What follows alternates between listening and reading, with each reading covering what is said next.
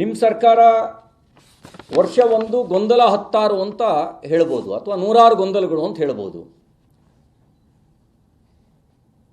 ಶಿಕ್ಷಣ ಇಲಾಖೆ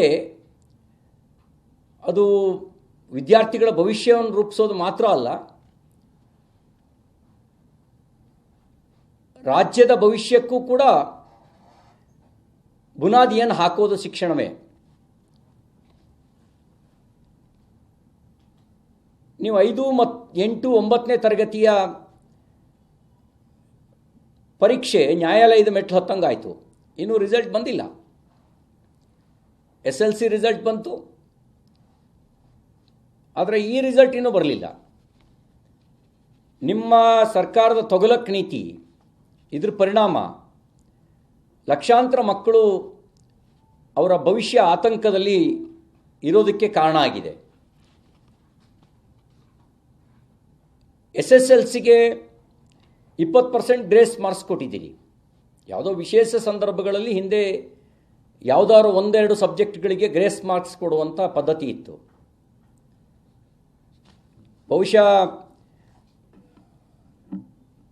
ಪಾಸೇ ಆಗದೇ ಇದ್ದವ್ರನ್ನ ಶಿಕ್ಷಣ ಸಚಿವರನ್ನ ಮಾಡಿದರೆ ಅವ್ರಿಗೆ ಅನಿಸ್ಬೋದು, ಫೇಲ್ ಆದರೂ ಪರವಾಗಿಲ್ಲ, ಎಲ್ರಿಗೂ ಗ್ರೇಸ್ ಮಾರ್ಕ್ಸ್ ಕೊಟ್ಟು ಪಾಸ್ ಮಾರ್ಕ್ ಕೊಟ್ಬಿಡೋಣ ಅಂಥೇಳಿ.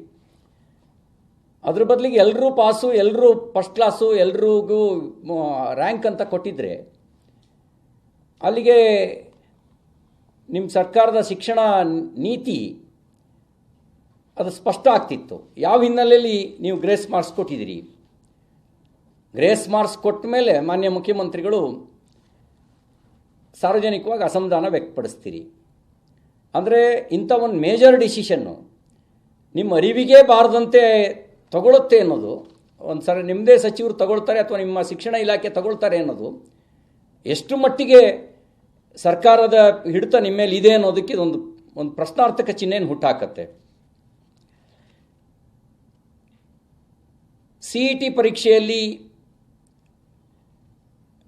ಇಲ್ಲದಿರುವ ಪ್ರಶ್ನೆ ಪತ್ರಿಕೆ ನೀಡಿ ವಿದ್ಯಾರ್ಥಿಗಳ ಭವಿಷ್ಯಕ್ಕೆ ಮಾರ್ಕ್ ಆಗುವಂತೆ ನಡ್ಕೊಂಡಿದ್ದೀರಿ.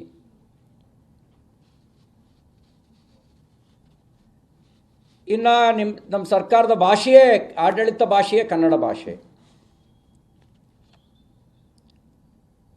ಶಿಕ್ಷಣ ಇಲಾಖೆ ಮಾನ್ಯ ಸಚಿವರು ಸಾರ್ವಜನಿಕವಾಗಿ ಒಪ್ಪು ಮಾಡಿದ್ದಾರೆ, ನಂಗೆ ಕನ್ನಡ ಓದಕ್ಕೆ ಬರಲ್ಲ ಅಂಥೇಳಿ.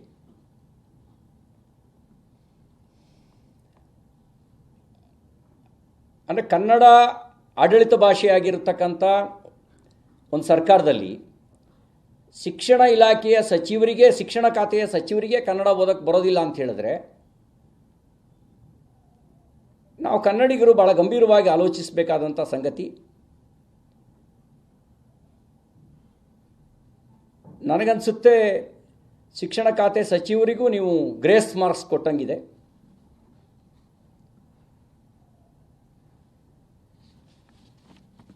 ಆ ಗ್ರೇಸ್ ಮಾರ್ಕ್ಸ್ ಕೊಟ್ಟೇ ಅವ್ರನ್ನ ಸಚಿವರನ್ನಾಗಿ ಮಾಡಿದಂತಿದೆ. ನಿಮ್ಮ ಸಚಿವರಿಗೆ ಕನ್ನಡ ಕಲಿಸಿ. ಮೊನ್ನೆ ಮಧು ಬಂಗಾರಪ್ಪನವರಿಗೆ ನಾನು ಹೇಳಲಿಕ್ಕೆ ಬಯಸ್ತೇನೆ, ಕರ್ನಾಟಕದಲ್ಲೇ ಹುಟ್ಟಿ ಕನ್ನಡದ ಪರಿಸರದಲ್ಲೇ ಬೆಳೆದು ಕನ್ನಡಿಗರೇ ಆಗಿ ಕನ್ನಡ ಓದಕ್ಕೆ ಬರೋಲ್ಲ ಅಂತ ಹೇಳೋದು ಅದು ಗೌರವತರ ಸಂಗತಿ ಅಂತ ನಿಮಗಾದರೂ ಹೇಗೆ ಅನ್ನಿಸ್ತು? ನೀವೆಲ್ಲೋ ತಮಿಳುನಾಡಿನಿಂದಲೋ ಮಹಾರಾಷ್ಟ್ರದಿಂದಲೋ ವಲಸೆ ಬಂದಿದ್ದರೆ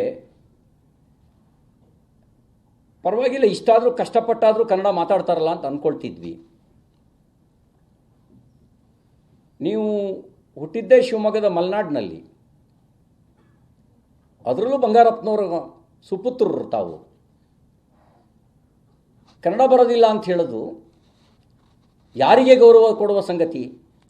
ಅದಕ್ಕೆ ನಾನು ಮಾನ್ಯ ಮುಖ್ಯಮಂತ್ರಿಗಳಿಗೆ ಬಯಸ್ತೇನೆ, ಕನ್ನಡ ಬರುವ ಮತ್ತು ಶಿಕ್ಷಣದ ಭಾಷೆ ಅರ್ಥ ಆಗುವ, ನೀವು ಶಿಕ್ಷಣದ ಭಾಷೆ ಅರ್ಥ ಆಗದೇ ಇದ್ದವರಿಗೆ ನೀವು ಅಬಕಾರಿ ಖಾತೆ ಸಚಿವರು ಮಾಡಿ, ನಮಗೇನು ಬೇಜಾರಿಲ್ಲ. ಆದರೆ ಶಿಕ್ಷಣದ ಭಾಷೆ ಅರ್ಥ ಆಗ್ತಕ್ಕಂಥ ಒಬ್ಬರು ಸಚಿವರನ್ನ ಮಾಡಬೇಕು ಅನ್ನುವಂಥ ಆಗ್ರಹವನ್ನು ಕರ್ನಾಟಕ ರಾಜ್ಯದ ಶಿಕ್ಷಣ ಕ್ಷೇತ್ರದ ಹಿತದೃಷ್ಟಿಯಿಂದ ಮಾಡಲಿಕ್ಕೆ ಬಯಸ್ತೇನೆ.